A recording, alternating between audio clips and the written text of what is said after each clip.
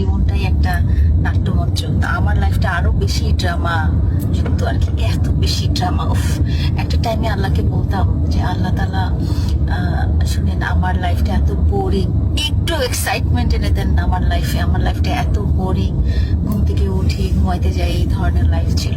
আর এখন আমার লাইফটা এত বেশি এক্সাইটিং হয়ে গেছে, আমরা আল্লাহ আমাকে আর এক্সাইটমেন্ট দেব না প্লিজ। কেন জানি দেখার পরে দেখার পরে আপনি না, এটা কোনোদিনও বলে না। খালি শরীয়তপুরে একবার বলছিল না, যাওয়ার সময় ভাবি ভাবি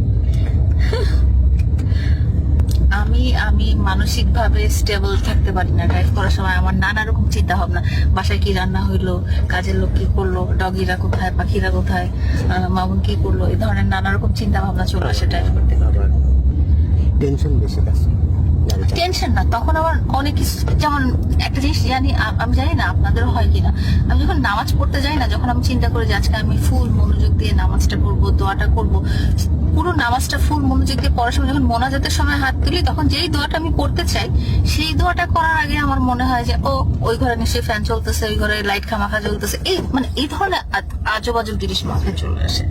তো এরকম গাড়ি চালানোর সময় দেখা যায় যে তখন অদ্ভুত চিন্তা, আজকে কি রান্না হবে, আজকে কি বাজার হবে, আজকে বাজার আছে কি নাই, এই ধরনের আজে বাজে চিন্তা চলে আসে, যেগুলো মানে এখন অ্যাক্টিং শিখে গেছি আর কি, এখন অ্যাক্টিং ভালো পারি।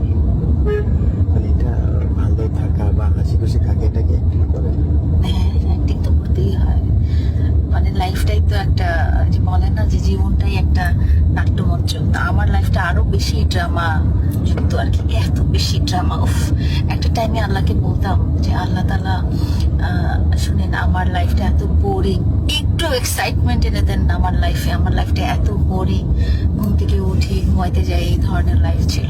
আর এখন আমার লাইফটা এত বেশি এক্সাইটিং হয়ে গেছে, আমরা আল্লাহ আমাকে আর এক্সাইটমেন্ট দেব না প্লিজ, আমি এখন একটু কম এক্সাইটমেন্ট চাই। আসলে এটা সবার দৃষ্টিভঙ্গি। হ্যাঁ, সবাই আমাকে কিভাবে দেখতে চায়, তারা যেভাবে দেখতে চায় তারা ওইভাবেই দেখবে। আমি কিন্তু ওই আগের মানুষটাই রয়েছি।